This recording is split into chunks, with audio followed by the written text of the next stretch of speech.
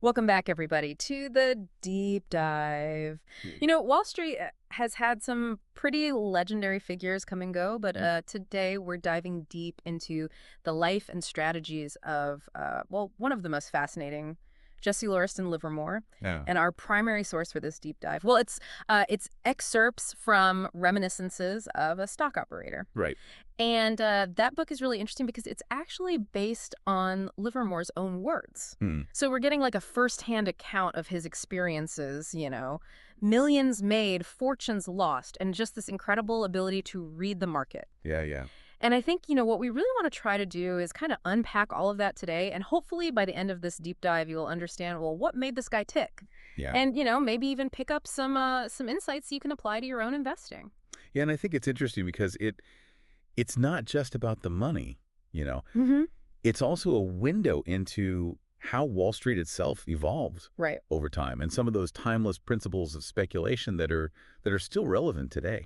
Yeah, absolutely. And Livermore's journey, well, it begins in a pretty unexpected place. Mm-hmm. So picture this: a young boy, barely a teenager, absolutely captivated by those changing numbers on a stockbroker's quotation board. That was Hmm. Jesse Livermore, and he had this almost like supernatural ability to memorize these price patterns Right. and just see opportunities that others just completely miss. He was drawn to it, you know. He, Yeah. he was interested in that inherent volatility of the market. Hmm. Not so much the companies themselves, but how their prices fluctuated. Yeah. Those numbers on the board to him were opportunities. Yeah, and that fascination led him to the world of bucket shops. Right. So, for our listeners who might not be familiar, can you explain what a bucket shop was? Sure. So bucket shops were kind of like, I guess you could say off-track betting, Hmm. but for stocks. Yeah. It was a place where people could speculate on price movements without actually owning the shares. Hmm.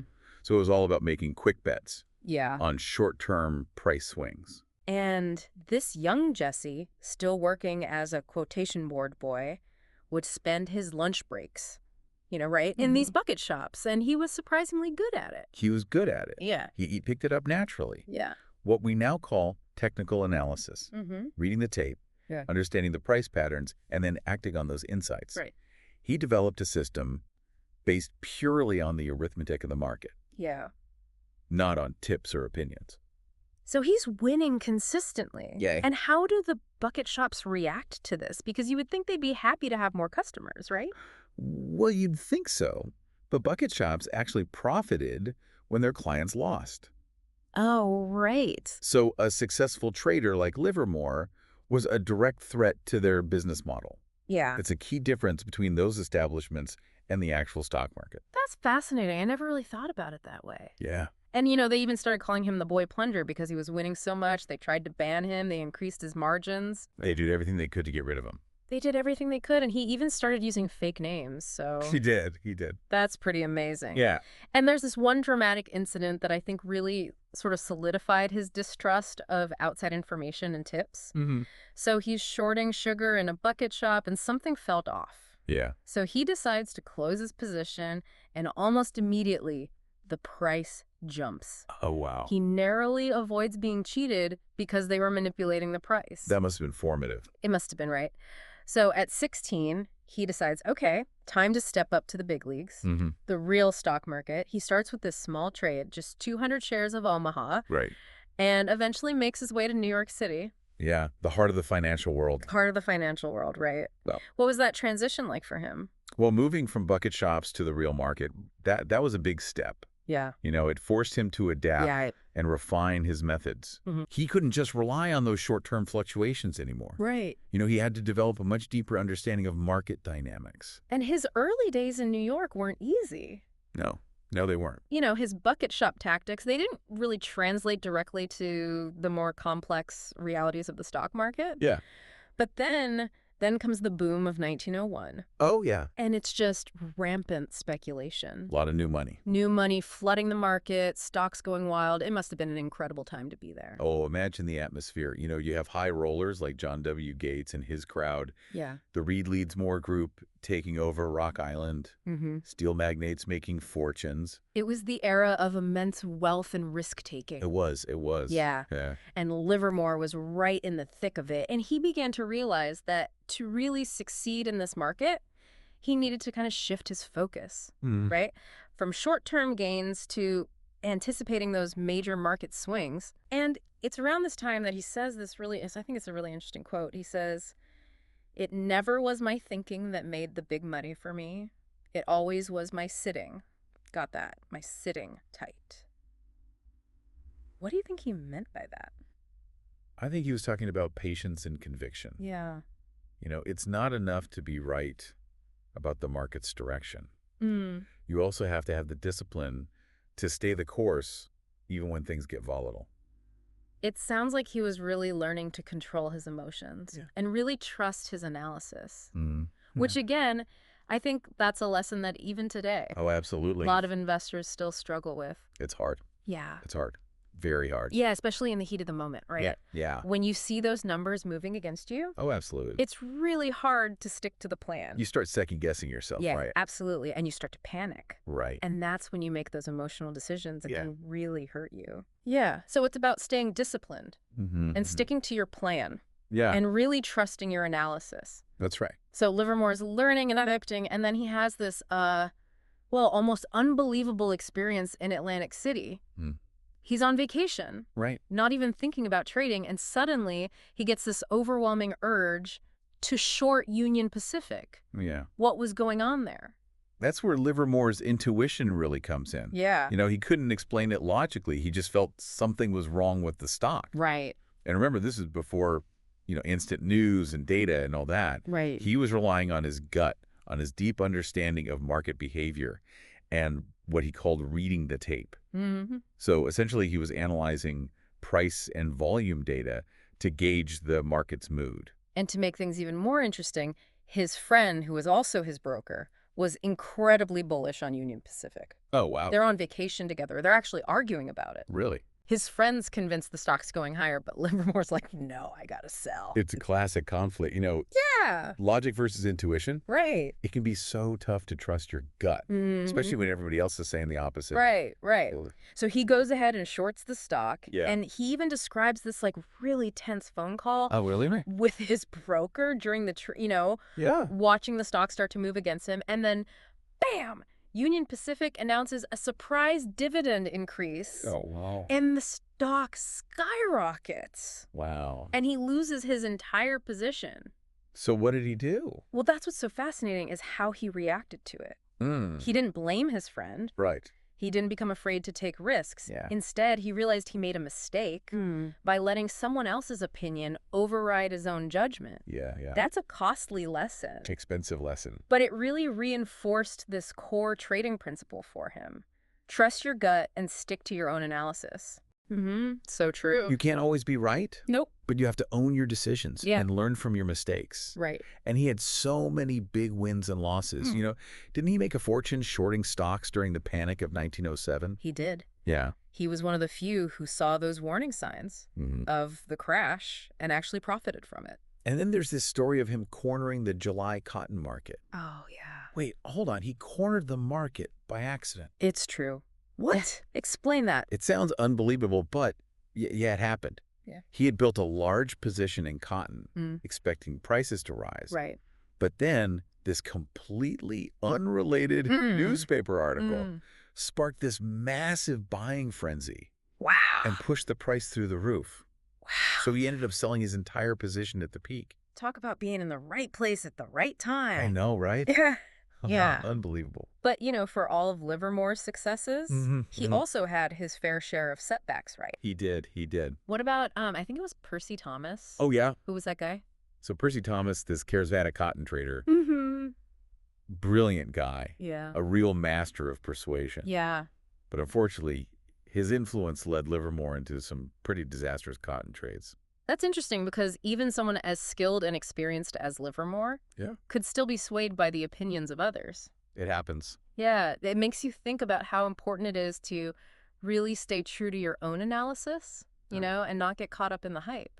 Absolutely. So speaking of influencing the market, let's talk about Livermore's strategy for manipulating stocks. Good. He wasn't just passively writing market trends. Clear. He was actively shaping them to create opportunities. Yeah. But it's important to clarify Yes. that Livermore's manipulation wasn't about illegal activities, like, Right. spreading false rumors or anything like that. Yeah. He focused on understanding market psychology Mm-hmm.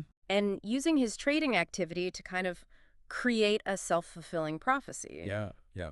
So how would he actually go about manipulating a stock? Well, let's take his manipulation of Imperial Steel as an example. Okay. He acquired what are called call options on a large block of stock. Yeah, okay. And this gave him the right, but not the obligation, to buy the stock at a certain price. Hmm. Then he began actively buying and selling the stock, creating a lot of buzz and attention. Okay. And this activity naturally pushed the price up. Right. And as other traders saw this, they jumped on board, creating even more buying pressure. So he was creating a situation Exactly. where other traders wanted to buy the stock. Yes. Making it easier for him to sell his options for a profit. Exactly. That's pretty clever. It is a subtle Yeah. but powerful way to influence the market. Yeah. And it really shows just how deeply Livermore understood how traders react to price movements. Yeah. Yeah. Psychology is a big part of it. Absolutely. Absolutely. But he wasn't always successful with these manipulations, was he? No, not always. What about that story with Peat Products? Ah, yes. What happened there? Peat Products was a bit different. Okay. He was involved with a group of investors, Hmm. and they were trying to prop up the stock price. Okay. But Livermore was convinced that a bear market was coming, Mm-hmm. so a period of declining prices, Right. and he advised them to sell. Okay.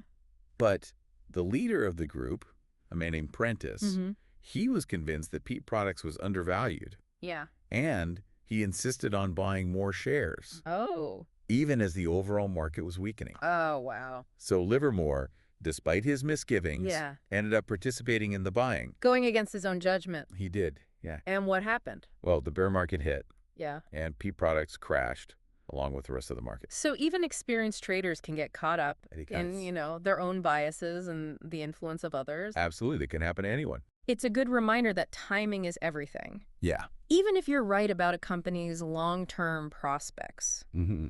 if you're buying into a declining market, you're facing an uphill battle. Absolutely. Yeah.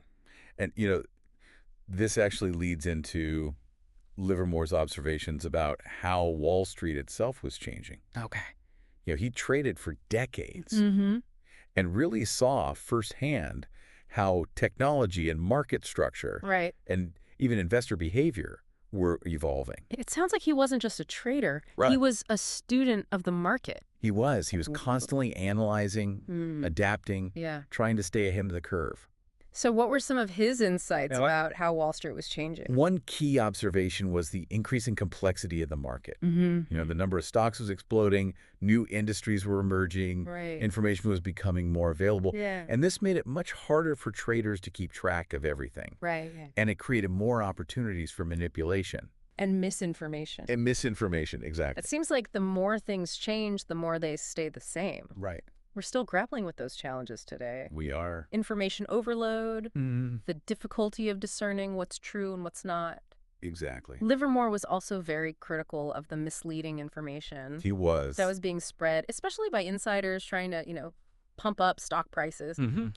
He believed that punishing those who spread false rumors would create a fairer market. It's a debate we still have today. Right. How do you balance transparency and freedom of information Yeah. with the need to protect investors? From manipulation. Exactly. And it's interesting because despite his success Mm-hmm. and, insider knowledge, he was advocating for greater protection for the average investor. He was. He saw firsthand how easily people could be misled, Mm-hmm. and he believed that a fairer market would benefit everyone in the long run. Like he was saying, hey, I can play this game and win. Yep. But the playing field isn't level, and that's a problem. Yeah. He was calling for a market where skill and analysis, Mm-hmm. not deception, determines success. Right. And that's a good segue into talking about his legacy Mhm. and the lasting impact he's had on the world of trading. Yeah. He's not just remembered for his wealth and his daring bets, Right? but also for his insights into market psychology, Mm. his focus on independent judgment, and this understanding that speculation is a constant learning process. He was a pioneer in many ways. Yeah. So many of his ideas are still relevant today. So, what are some of the key takeaways from Livermore's story that you think, you know, listeners can apply to their own investing journeys? Well, one of the biggest lessons is risk management. Mm, Livermore made and lost fortunes multiple times. right.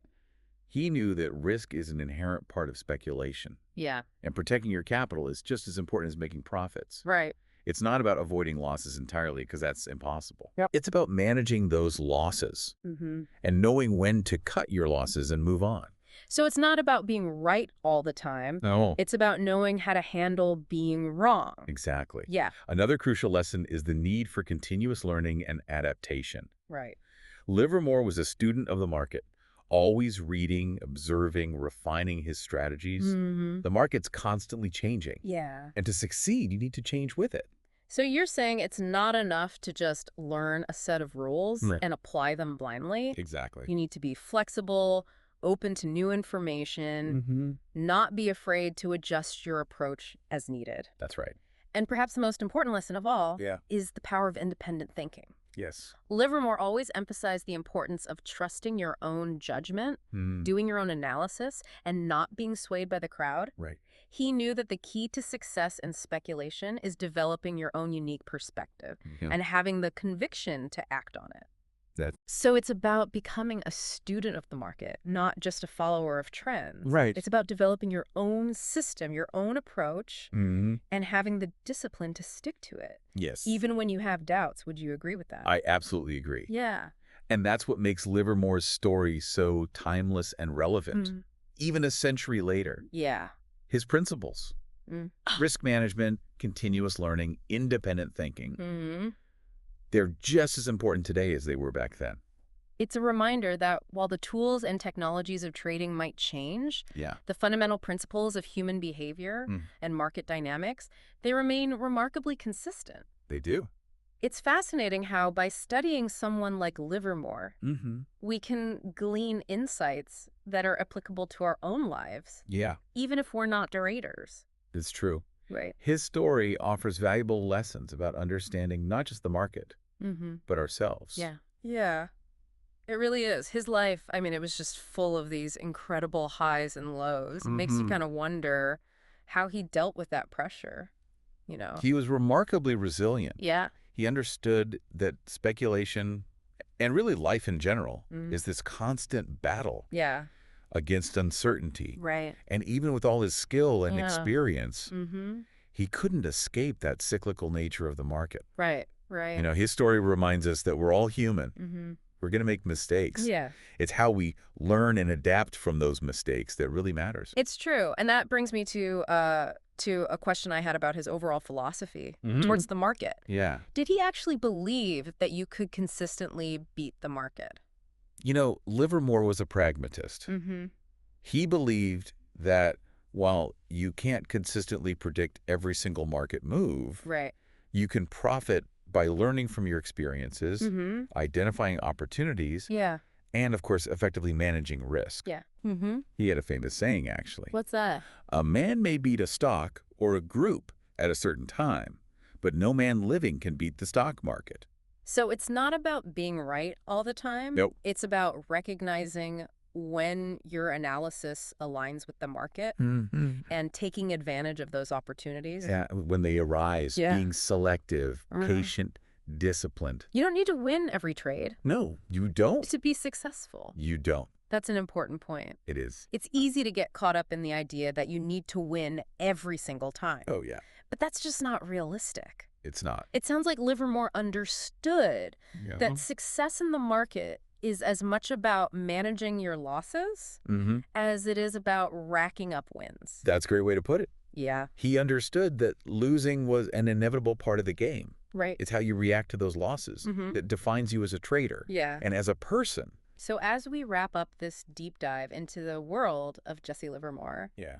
what's the one key takeaway Mm. you hope our listeners will walk away with? I think the most important lesson from Livermore's story Mm-hmm.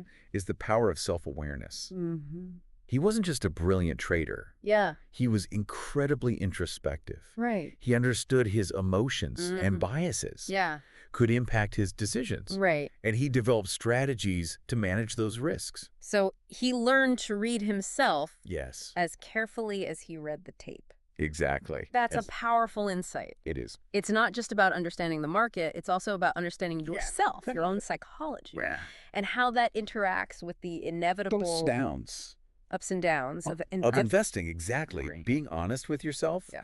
recognizing your limitations, and developing strategies to stay disciplined, Yeah. even when the market throws you a curveball. It's a skill that applies to so many areas of life, Oh, it does. not just investing. Absolutely. Right. Learning to manage your emotions, understand your own biases, Mm-hmm. those are skills that benefit you no matter what you do. Well said. Well said.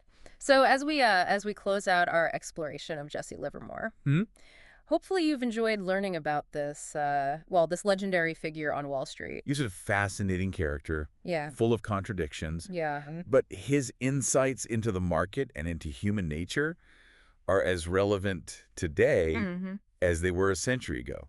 We encourage you to keep exploring. Yes. If you want to dive deeper into his world, check out his book, Reminiscences of a Stock Operator. Classic. It's a classic for a reason. For a reason. So until next time, Yeah. keep those minds curious. And as Jesse Livermore might say, remember to sit tight when the market gets wild. Great advice. Thanks for joining us on The Deep Dive.